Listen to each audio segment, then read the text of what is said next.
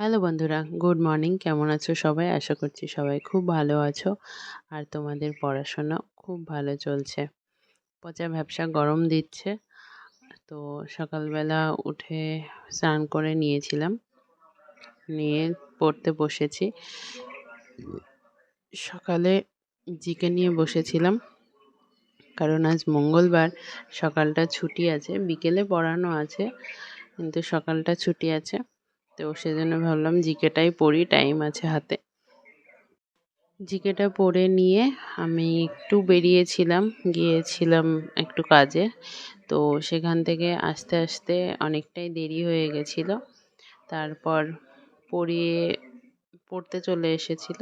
তো ওদের পড়াতে পড়াতে আজকে একটু ম্যাথগুলো করছিলাম। তো বিকেলটায় ম্যাথ করেছি। তারপর সন্ধ্যাবেলায়ও দেরি করে পড়ানো ছিল, তো সেজন্য সেই সময় জিআইটা করে নিয়েছিলাম। 1 ঘন্টার মতো টাইম ছিল। তারপর পড়িয়ে এসে পড়েছি ইংলিশ। তো এই হচ্ছে আজকের পড়াশোনা ছিল। তো তোমরা অনেকেই মানে এখন নতুন করে প্রিপারেশন শুরু করছো, এরকম ধরনের কমেন্ট করছো। তো যারা বলবো, যাদের নতুন করে এখন প্রিপারেশন শুরু করছো, তাদের বলবো হাতে টাইম আছে, এখনও টাইম আছে। যে টাইমটা আছে ডাব্লিউবিপির প্রিপারেশন এই টাইমে হয়ে যাবে, কিন্তু একটু বেশি সময় দিতে হবে, বেশি খাটতে হবে। ওই দিনে 2 ঘন্টা পড়লে হবে না, দিনে মিনিমাম 7 থেকে 8 ঘন্টা পড়তে হবে এবং প্রত্যেকটা সাবজেক্ট পড়তে হবে। তো তাহলেই পসিবল, না হলে পসিবল নয়। আর যাদের মার্ক মানে মকের স্কোর বাড়ছে না, তাদের বলবো ভালো করে অ্যানালাইসিস করো। যে জিনিসটা তোমাদের ভুল হচ্ছে মকে, যেই টপিকটা নিয়ে ভুল হচ্ছে, যেই কোশ্চেনটা ভুল হচ্ছে, সেই রিলেটেড সমস্ত কিছু রিভিশন করো।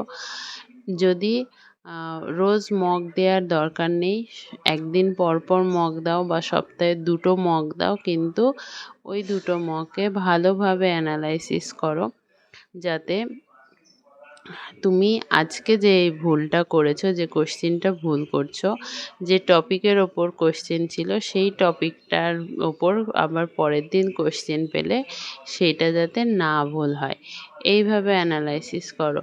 ধরো তুমি রিজনিং করছো, রিজনিংয়ের কোনো একটা টপিক, যেমন ফিগার কাউন্টিং হতে পারে, ক্যালেন্ডার হতে পারে, যে কোনো একটা হতে পারে। তো তার ফিগার কাউন্টিং ধরলাম, ফিগার কাউন্টিংয়ের কোশ্চেনটা তোমার ভুল হলো, তুমি সেটাকে, সেই চ্যাপ্টারটাকে আরও একবার রিভিশন করো, ইউটিউব থেকে হোক বা যেখান থেকে হোক, বই থেকে হোক, রিভিশন করো। পিআইকিউ, ওই চ্যাপ্টারের ওপর পিআইকিউ করো। ইউটিউবে পিআইকিউ অনেক পাওয়া যায়, প্রত্যেকটা চ্যাপ্টার ওয়াইজ পিআইকিউ পাওয়া যায়। তো সেগুলো থেকে প্র্যাকটিস করো, দেখবে পরের দিন যখন ওই ফিগার কাউন্টিংয়ের ওপর তুমি কোশ্চেন পাবে, সেদিন আর তোমার ওই ভুলটা হবে না। তো সব সাবজেক্টের জন্যই এটাই। আর ইংলিশ যারা শুধুমাত্র ডাব্লিউবিপি দেবে, ইংলিশের জন্য অল্প টাইম রাখো, খুব বেশি টাইম রাখার দরকার নেই। অল্প 1 ঘন্টা 1.5 ঘন্টা পড়ো। গ্রামার গ্রামার পড়তে চাইলে রানি ম্যামের 2টো প্লেলিস্ট আছে, 60 প্লেলিস্ট না, ম্যারাথন আছে, 60 রুলস সেট 2টো আছে, পার্ট 1 পার্ট 2। তো সেইটা তোমরা গ্রামারের জন্য দেখে নিতে পারো। ভোকাবুলারি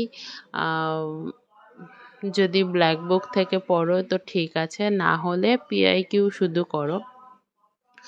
স্টেটের ওয়েস্ট বেঙ্গল স্টেটের যত এক্সাম হয়েছে, সব এক্সামের পিআইকিউগুলো, ইংলিশের পিআইকিউগুলো পড়ে নাও ভোকাবুলারির ওপরে, তাহলে হয়ে যাবে।